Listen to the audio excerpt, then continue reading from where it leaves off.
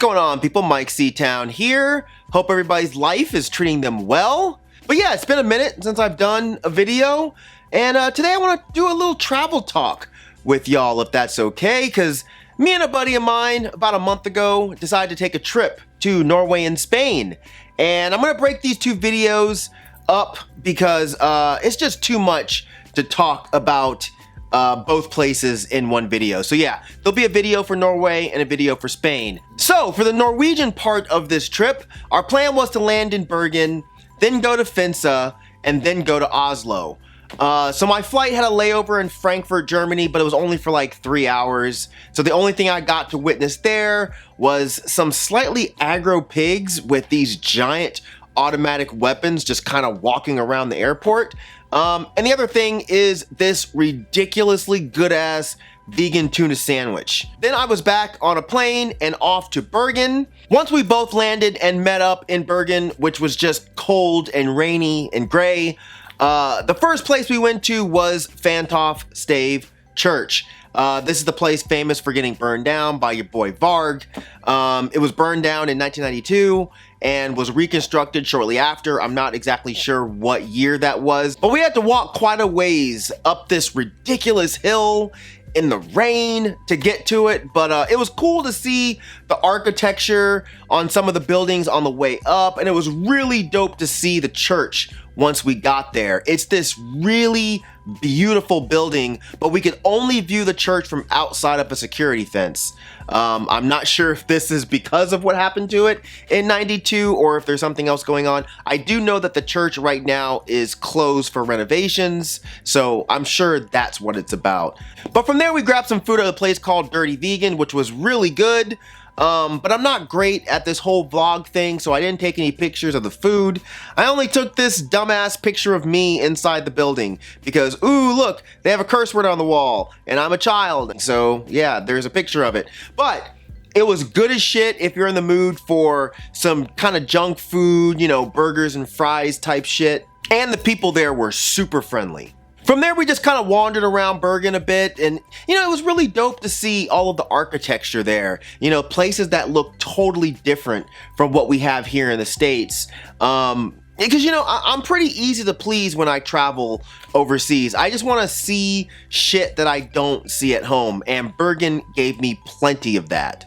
From there, we hopped the train to Fenta.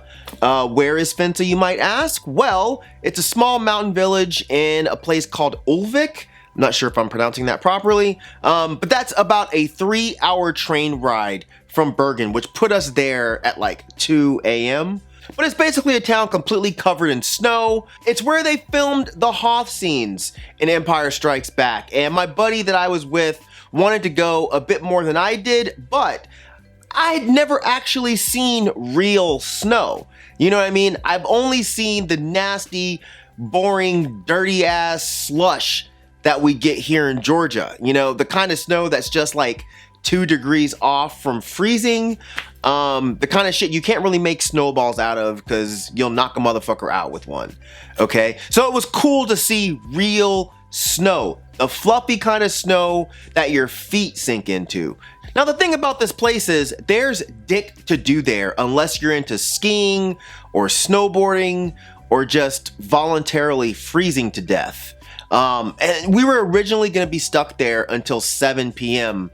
But we found out that there was another train coming at 2 p.m. and we were lucky enough to be able to get onto that one because I would have done a murder if I had to stay there for 5 hours longer. And the hotel we were staying at had nothing that I could eat, and I wasn't smart enough to plan ahead and get food that I could bring with me, so I hadn't eaten anything all day except some cereal and some toast with some peanut butter and jelly, which was... But before hopping on our plane, it was cool to see a bit of the Star Wars memorabilia they had at the hotel, and one of our mutual friends, Anthony, or as I refer to him as Curly, who some of y'all may remember passed away a few years back. There are a couple videos on my channel where we're talking about growing up in the hardcore scene, so check those out. But anyway, he'd been there before, and we were able to find his entry in the guest book, so I was able to sign my name next to his, which was pretty cool. But I was stoked to get the fuck out of there, okay? It was absolutely beautiful to see and experience, and the folks at the hotel were very sweet and accommodating, but it was cold as fuck and kind of boring, and I was the only black person there, so I didn't really see the need to spend an extended period of time there, and I don't see the need to personally ever go there again. So there's that. But shout out to the guest who randomly asked if I worked there. So we hopped that train to Oslo, got there kind of late, but we were able to catch an Uber to get some food. And let me quickly tell you about this fucking Uber, all right? I won't say the guy's name, but he was an absolute piece of shit. He didn't say hello or any sort of greetings or anything when he got there, which, you know, whatever. To me, Uber drivers aren't required to be friendly, you know, as long as they're not a dick and they get me from A to B, I'm perfectly fine. But this guy was driving like he was auditioning for the Fast and the Furious 12. And at one point he stopped at a light and these two dudes came across the street and they were all talking to each other through the window. And I assumed they were speaking in Norwegian. But I can't lie. The first thing that came to my mind is, we're about to get jacked. They kept kind of glancing back at us as they were talking to the driver, and they were just being a little shifty. But I'm sure I'm just viewing this through the eyes and the lens of an ignorant American with anxiety. Because like, look, if this shit was happening in Atlanta, I would be immediately ready to either fight or run. Anyway, when he got to the restaurant, he just did this big, huge U-turn in the middle of the street, stopped, got out, flung our doors open. No, hey, you're here, have a good day, none of that shit. I had to actually ask him where the restaurant was, and he just kind of pointed off into the distance, and I was like, all right, bro, like, whatever. So we walked across the street, and apparently my boy left the door slightly open after getting out, and the guy legit started screaming at him, and I'm not exaggerating. Look at this! Look what you did! Get over here! Look at this! You know? And my boy is sitting there like, what did I do? And the guy's like, what's wrong with you? So at this point, I went ahead and I put my bag to the side because I was convinced that we were about to get in a fist fight and we were gonna have to beat this Uber dude's ass. But luckily, my boy had a very, very calm temperament and just walked away from the dude, and the guy just sped off, screeching tires, the whole fucking nine. Yeah. Weird experience. But then we ate at a place called Norway, which was really good. It was a healthier kind of spot, and the guy creating our food behind the counter was incredibly friendly. And holy fuck, I know I sound like some old Melrose Place fucking bougie asshole, but this was legit the best kombucha I've ever had in my entire life. Like, if I could have that shit shipped to my house weekly, I would do it. But we got to our Airbnb. The view was nuts. The weather here was more akin to the weather in Bergen, so just kind of gray and rainy, but not freezing ass cold like Fenta. But we hit a supermarket and I did the typical touristy asshole thing. It's like, look at that crazy food there, man. Look at that crazy food. We don't have this crazy food in the United States. Oh, you wacky foreigners with your crazy food. But I did get hyped to see my homeboy Sweet Baby Ray was representing in Norway. It gave me the feeling of seeing, you know, body count on a Metal Fest ticket. You know what I mean? But let me tell you something. This bread was good as shit, and I was eating it literally until like we left 4 days later. The next day was the big day. You know, a lot of y'all watching my channel know that there's one thing that there's no way I would go to Oslo and not see, and that is Helvet, which is now known as Nesblad. You know, we went there before doing anything else because I wanted to get there as early as possible. Because see, one thing we didn't know until about a week before flying was that Inferno Fest, which is a huge metal fest in Norway. It happened the weekend we were there, and it ended the day before we got to Oslo. So I just didn't want to have to compete with 100 stinking ass Heshers like all flooding into this place at the same time. So we got there close to when they opened, and yeah, I was blown away just walking into the door, man. I know there's this whole revisionist history of people being like, oh, all of that Norwegian black metal stuff sucks. It's all about this new shit and these new bands, which, I mean, I think you can have both. But yeah, you know, for someone like me who was listening to this shit, you know, when I was fairly young, it was just an awesome experience, man. It was pretty much everything that I expected the store to be. You know, it was a huge museum of black metal artifacts. I started in the basement because I had to see the black metal wall.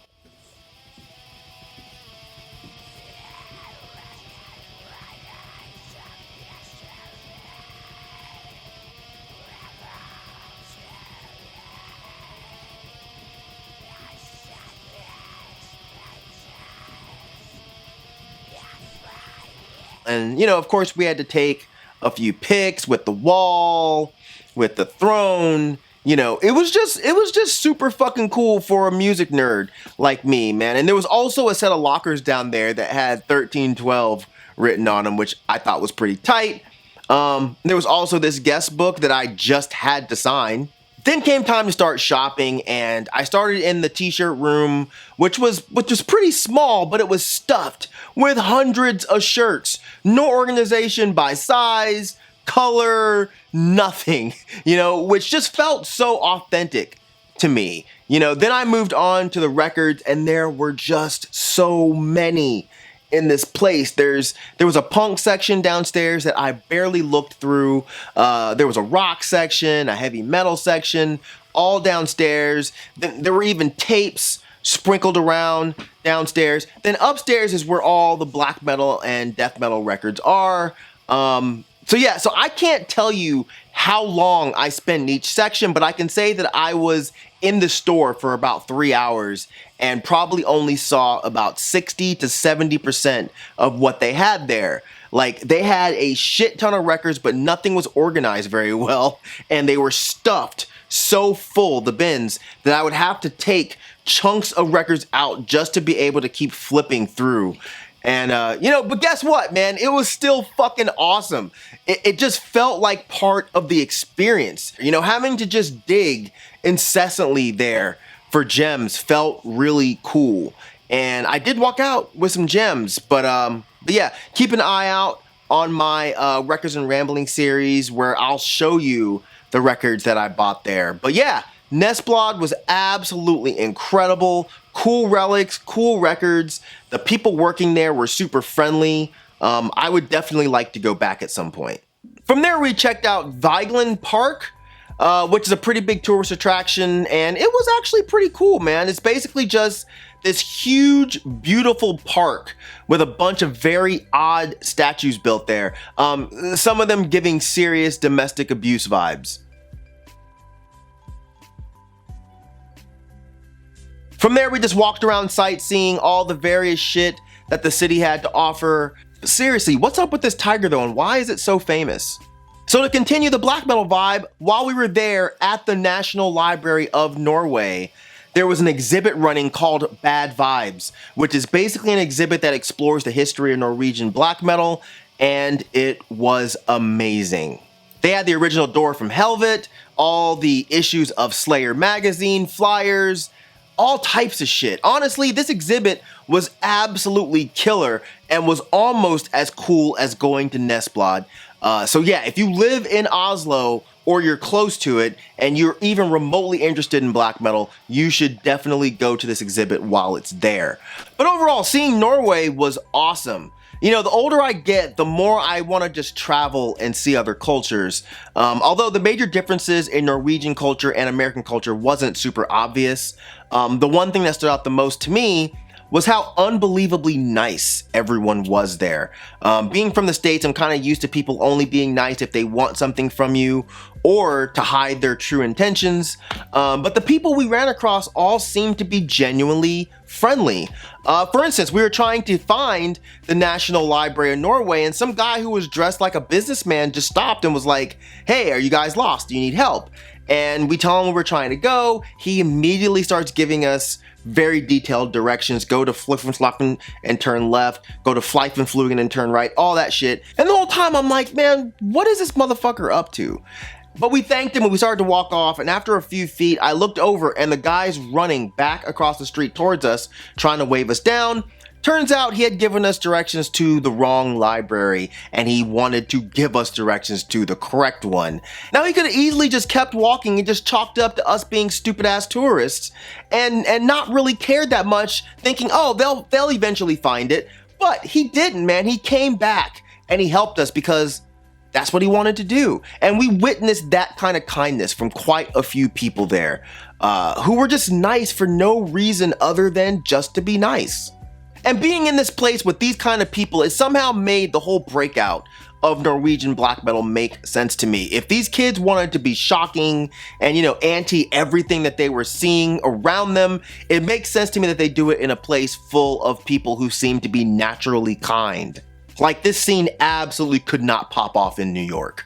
But yeah, would I go back to Norway? It's not at the top of my list of places to visit/revisit at this point, mainly because the food wasn't awesome, the weather was kind of crummy, but the outskirts were beautiful and the things that we set out to see exceeded my expectations. But unless I was specifically going to something big there like a festival or some sort of event, I think the one visit was enough. But you never know. But yeah, that's it for Norway. But as I said, after we left Norway, we went to Spain. So I'll tell our adventures in Spain in the next video, so stay tuned for that. But hopefully you enjoyed this one. If you've been to Norway, or if you even want to go to Norway, drop some comments down there in the comments section. And yeah, as usual, thank you for living, thank you for loving, thank you for being you. And I'll see you guys next time. All right, peace out.